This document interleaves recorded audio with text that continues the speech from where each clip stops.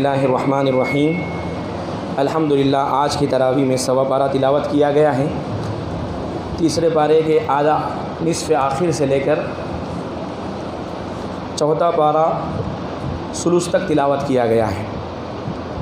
تیسرے پارے کا جو آدھا حصہ ہے وہاں سے ایک بحث شروع ہو رہی ہے۔ سورہ آل عمران شروع ہو رہا ہے۔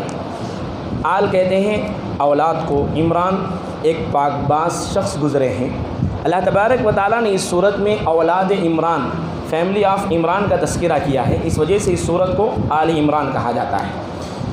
اس صورت کے نازل ہونے کا ایک واقعہ ہے۔ اللہ کے نبی صلی اللہ علیہ وسلم کی خدمت میں نجران کے عیسائیوں کا ایک وفد آیا، بڑی تعداد میں وفد آیا۔ اللہ کے نبی صلی اللہ علیہ وسلم سے ان لوگوں نے مباحثہ کیا، مکالمہ کیا اور یہ ثابت کرنے کی کوشش کی حضرت عیسیٰ علیہ السلام اللہ کے بیٹے ہیں، الوہیت میں اللہ کے شریک ہے، اور انہوں نے دلائل دیے۔ یہ دلیل دی کہ حضرت عیسیٰ علیہ السلام کے لیے خود قرآن میں اللہ نے کلمۃ اللہ، روح اللہ کے الفاظ استعمال کیے، تو اللہ کے نبی صلی اللہ علیہ وسلم نے ان کے جوابات دیے، دلائل اللہ کے نبی صلی اللہ علیہ وسلم نے پیش کی۔ انہوں نے ان کو اپنی شاعری پر بڑا ناز تھا، ہمارے جیسا شاعر کسی کے پاس نہیں ہے، عیسائیوں کے پاس ہے۔ اللہ کے نبی نے حضرت حسان بن ثابت کو آگے کیا۔ حضرت حسان کے سامنے ان کا شاعر شکست کھا گیا۔ ان کو اپنی خطابت پر ناز تھا، ہمارے پاس جیسے خطیب ہے کسی اور کے پاس نہیں ہے۔ اللہ کے نبی نے حضرت قیس بن ثابت کو آگے کیا، انہوں نے خطابت کی۔ اللہ کے نبی کے خطیب کے سامنے ان کا خطیب شکست کھا گیا۔ پھر اللہ کے نبی صلی اللہ علیہ وسلم نے دلائل پیش کیے، براہین پیش کیے، اور وہ لوگ نہیں مانے۔ وہ لوگ جو دلیل دیے، قرآن اس کا یہ جواب دیتا ہے۔ قرآن مجید میں جو اللہ کے لیے صفات استعمال ہوئی دو طرح کی، بعض صفات ایسی ہے جس کے معنی بالکل واضح ہے، زیادہ تر ایسے ہی الفاظ اللہ کے لیے آئے، ان کو آیات محکمات کہتے ہیں۔ جو ایمان والے ہیں، حق پر چلنے والے ہیں، وہ آیات محکمات پر عمل کرتے ہیں۔ اور بعض اللہ کے لیے ایسی صفات آئی ہیں جن کی مراد اور جن کے معنی اللہ ہی جانتے ہیں، تھوڑا سا ان میں شبہ پایا جاتا ہے، ان کو آیات متشابہات کہتے ہیں۔ جیسے اللہ کے لیے ہاتھ کا لفظ استعمال ہوا، اللہ کے لیے عین یعنی آنکھ کا لفظ استعمال ہوا، اسی طرح کلمۃ اللہ، روح اللہ حضرت عیسیٰ کے لیے اس کا اصل معنی کیا ہے اللہ ہی جانتے ہیں۔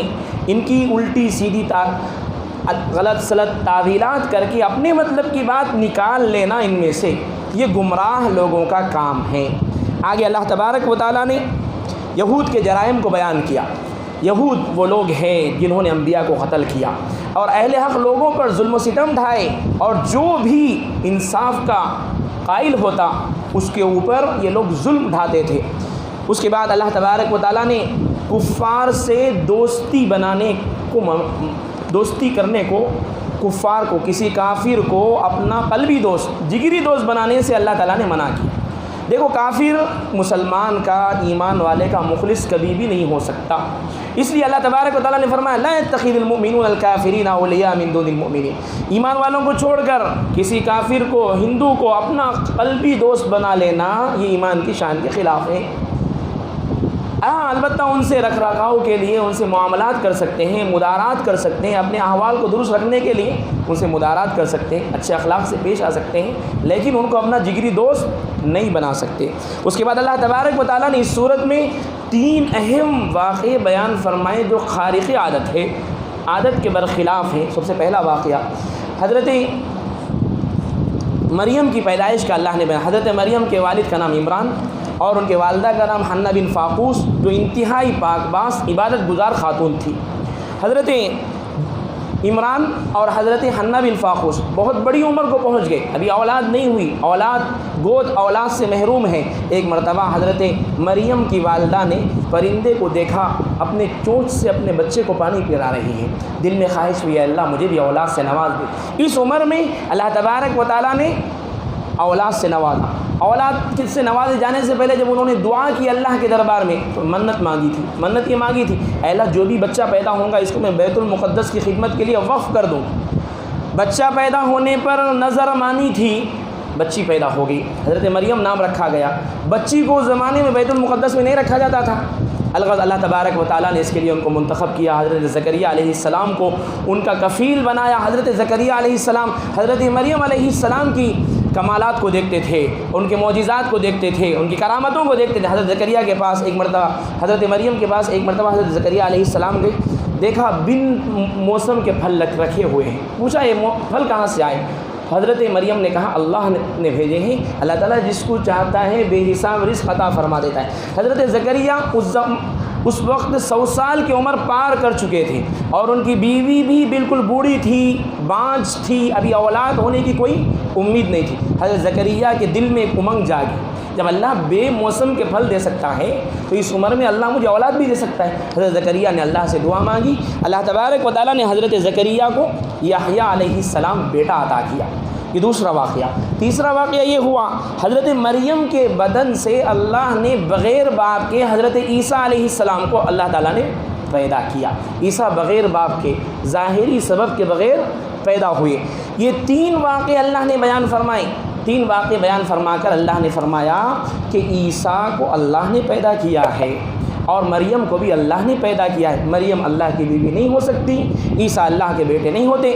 حضرت عیسیٰ کو اللہ نے ایسے ایسے معجزات عطا فرمائے تھے کہ مٹی کے پرندے پر ہاتھ رکھتے اس کے اندر جان آ جاتی، برس کے مریض پر ہاتھ پھیر دیتے وہ اچھا ہو جاتا، لوگوں کو بتلا دیتے ان کے گھروں میں کیا کیا ذخیرہ انہوں نے جمع کر کے رکھا ہے۔ حضرت عیسیٰ علیہ السلام کے اتنے نبوت کے معجزات کے باوجود بھی یہود نے ان کو قتل کرنے کی سازش کی۔ یہود کا ایک گروپ حضرت عیسیٰ علیہ السلام کے اس عبادت خانے کے پاس گیا جہاں حضرت عیسیٰ رہتے تھے، قتل کرنے کے لیے قریب پہنچا، اپنے ایک شخص کو انہوں نے حضرت عیسیٰ کے پاس بھیجا۔ اندر اللہ تبارک و تعالیٰ نے یہ تدبیر کی، حضرت عیسیٰ کو آسمانوں پر اٹھا لیا، اپنے جس بندے کو انہوں نے بھیجا تھا اس کو حضرت عیسیٰ علیہ السلام کی شکل دے دی اللہ نے۔ یہود نے اس کو قتل کر دیا، اس کو سولی پر چڑھا دیا، اس کو دفن کر دیا۔ اب یہود یہ عقیدہ بنا لیے ہیں ہم نے تو عیسیٰ کو قتل کر دیا، سولی پر چڑھا دیا۔ اللہ تبارک و تعالیٰ ایمان والوں سے فرماتے ہیں، عیسیٰ علیہ السلام کو مخاطب کر کے اللہ نے فرمایا ہم نے عیسیٰ کو آسمانوں پر زندہ اٹھایا ہے۔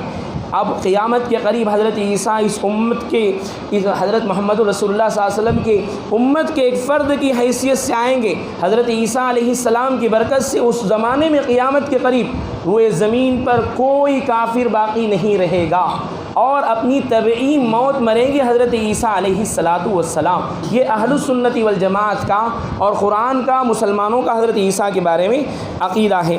اس کے بعد اللہ کے نبی نے جو نجران کا وفد آیا تھا ان کو اللہ کے نبی نے دلائل بھی پیش کیے، سب پیش کر دیا۔ اب آخری طریقہ اللہ کے نبی نے ان کے سامنے پیش کیا، بڑے بڑے پادری موجود تھے اس میں۔ اللہ کے نبی نے ان سے مباہلے کو دعوت دی، چلو تم اپنے بچوں کو لے کر، اپنے گھر والوں کو لے کر، اپنی عورتوں کو لے کر، اپنے بوڑھوں کو لے کر آؤ ایک میدان میں، ہم آتے ہیں اپنے بچوں کو لے کر، اپنی عورتوں کو لے کر اور اپنے بوڑھوں کو لے کر، اور ہم اللہ کے دربار میں یہ عرضی لگاتے ہیں اے اللہ ہم میں سے جو باطل ہے اس پر لعنت فرما۔ وہ لوگ مباہلے کے لیے تیار نہیں ہوئے تو جزیہ دینے کے لیے تیار ہو گئے۔ اللہ کے نبی صلی اللہ علیہ وسلم نے آخر میں ان کو دعوت دی، آؤ ایک ایسے کلمے کی طرف جس پر سب مذاہب متفق ہے، یعنی لا الہ الا اللہ، ہم اللہ کے ساتھ کسی کو شریک نہیں کریں گے، ہم میں سے کوئی کسی کو اللہ کے علاوہ اپنا رب نہیں بنائے گا۔ اس کے بعد اللہ کے نبی صلی اللہ علیہ وسلم نے، اللہ کے نبی علیہ الصلاۃ والسلام کے ذریعے چوتھے پارے کا آغاز ہوتا ہے۔ چوتھے پارے کے شروع میں بیت اللہ کی خصوصیات کو اللہ نے بیان فرمایا۔ چونکہ یہود شرارت کر رہے تھے، قبلہ بدل گیا مدینے میں، بیت المقدس سے ہٹ کر بیت اللہ بن گیا، تو وہ لوگ کہہ رہے تھے کہ سب سے پہلے روئے زمین پر اللہ کا گھر بیت المقدس ہے، وہ زیادہ افضل ہے، اس کو چھوڑ کر بیت اللہ کو قبلہ کیوں بنا لیا گیا؟ تو اللہ تبارک و تعالیٰ نے فرمایا نہیں، یہ تمہاری غلط فہمی ہے، روئے زمین پر سب سے پہلے عبادت خانہ اللہ کا گھر بیت اللہ بنایا گیا، کعبۃ اللہ بنایا گیا، اور اس میں نشانات بھی موجود ہیں، ابراہیم علیہ السلام کے قدم کے نشانات موجود ہیں، اس میں زمزم کا کنواں موجود ہے، اس میں حتیم موجود ہے، اس کی خصوصیت یہ کہ اس کے اندر جو چلا جائے وہ امن والا ہو جاتا ہے۔ اس کے بعد اللہ تبارک و تعالیٰ نے امت مسلمہ کی خصوصیات بیان فرمائی۔ یہ امت تمام امتوں کی سردار ہے، وجہ اس کی یہ ہے کہ اللہ نے جن چیزوں پر ایمان لانے کا حکم دیا اس پر ایمان لاتی ہے، اللہ نے امر بالمعروف کا حکم دیا، امر بالمعروف نہی عن المنکر کرتی ہے، اچھی باتوں کا حکم دیتی ہے، برے باتوں سے روکتی ہے۔ یہ 3 خصوصیات اس امت کے تمام امتوں کا سردار ہونے کی وجہ ہے۔ اب یہ امت اگر ان 3 اپنی صفات میں سے کسی صفت کو چھوڑ دے تو اللہ کے نزدیک وہ ذلیل ہو جائے گی، اللہ کے نزدیک وہ شکست خوردہ ہو جائے گی۔ اس کے بعد اللہ تبارک و تعالیٰ نے غزوہ بدر کا واقعہ بیان فرمایا۔ غزوہ بدر اسلامی جنگوں میں سب سے پہلی جنگ ہے جو حق اور باطل کے درمیان فرق کرنے والی ہے۔ بدر کے میدان میں مسلمان 313 تھے اور کافر 1000 تھے۔ مسلمان بغیر ہتھیار کے تھے، کافر مسلح تھے۔ اللہ تبارک و تعالیٰ نے بدر کے میدان میں مسلمانوں کو کافروں پر فتح عطا فرمائی، فرشتوں کو اتارا۔ صحابہ اکرام نے اپنی آنکھوں سے فرشتوں کو دیکھا بدر کے میدان میں۔ چنانچہ بدر میں 70 کافر مارے گئے، 70 قید کیے گئے۔ بدر کا بدلہ لینے کے لیے اگلے سال 3 سن ہجری میں ابو سفیان کی قیادت میں کفار نے 3000 کا لاؤ لشکر لے کر اور پورے ساز و سامان کے ساتھ، جس میں 200 گھوڑے، 700 زرہیں تھی، 3000 اونٹ، یہ لے کر وہ لوگ احد کے میدان میں آئے۔ مسلمانوں سے بدلہ لینے کے لیے مدینے کا گھیراؤ کیا۔ اللہ کے نبی صلی اللہ علیہ وسلم نے تمام مسلمانوں کی صفیں بنائیں، مورچے لگائے، محاذ اللہ کے نبی نے محاذ بنائے۔ ایک جماعت کو اللہ تبارک و تعالیٰ نے بالکل جبل رومات پر پچھلی گھاٹی میں 50 شہ سواروں کو عبداللہ بن جبیر کی قیادت میں ٹھہرایا۔ اللہ کے نبی نے فرمایا یہ مورچہ ہرگز نہیں چھوڑنا، ہم قتل کر دیے جائیں، ہماری ناشیں جانور نوچے پرندے، تب بھی یہ مورچہ نہیں چھوڑنا۔ جنگ ہوئی، شروع میں مسلمانوں کو فتح ہوئی، لیکن ہوا یہ کہ اللہ کے نبی نے فرمایا تھا وہ مورچہ مت چھوڑنا۔ مال غنیمت تقسیم ہونے لگا، 50 شہ سوار وہاں سے 40 لوگ مال غنیمت سمیٹنے کے لیے آ گئے۔ کفار بھاگنے لگے، یہ لوگ سمیٹنے کے لیے آ گئے۔ پیچھے سے اس زمانے میں خالد بن ولید ابھی اسلام نہیں لائے تھے، کفار کی طرف سے لڑ رہے، انہوں نے پیچھے سے حملہ کر دیا۔ اب بھاگنے والے سامنے سے کافر پھر پلٹ کے آ گئے، دو طرفہ مسلمانوں پر حملہ ہو گیا، بھگدڑ مچ گئی، اللہ کے نبی شہید ہو گئے، یہ افواہ پھیلائی گئی، مسلمان پریشان ہو گئے، اللہ کے نبی علیہ الصلاۃ والسلام لہولہان ہو گئے اور آپ کے سر میں کھوٹ گھس گئی۔ اللہ کے نبی علیہ السلام کی دائیں طرف کے دانت، نچلے دانت کا تھوڑا سا حصہ زخمی ہو گیا اور جو فتح ہونے والی تھی وہ شکست میں بدل گئی۔ اللہ تبارک و تعالیٰ نے یہ واقعہ بیان کر کے مسلمانوں سے کہا کہ دیکھو تمہیں کافروں کے مقابلے میں، کفار کے مقابلے میں، دشمنوں کے مقابلے میں فتح اسی وقت نصیب ہوگی جب کہ تم اللہ اور اس کے رسول کی بات مان کر چلو۔ اللہ رسول کی بات اگر نہیں مانیں گے تمہیں فتح نہیں ملے گی۔ اس کے بعد اللہ تبارک و تعالیٰ نے آخر میں فلاح اور بہبود، کامیابی کے 4 فارمولے بیان فرمائے۔ پہلا فارمولہ صبر، آنے والی مصائب اور مصیبتوں پر صبر کرو، چھوٹا دل مت کرو، گھبراؤ مت۔ دوسرا فارمولہ اللہ نے بیان فرمایا مصابرہ، دشمن جب سامنے آ جائے تو دشمن سے زیادہ پامردی کا مظاہرہ کرو، بہادری کا مظاہرہ کرو۔ اور تیسرا اللہ نے بیان فرمایا مرابطہ، ہمیشہ دشمن سے لڑنے کے لیے منصوبہ بندی ہو، تیاری ہو، مورچے بنائے رکھو۔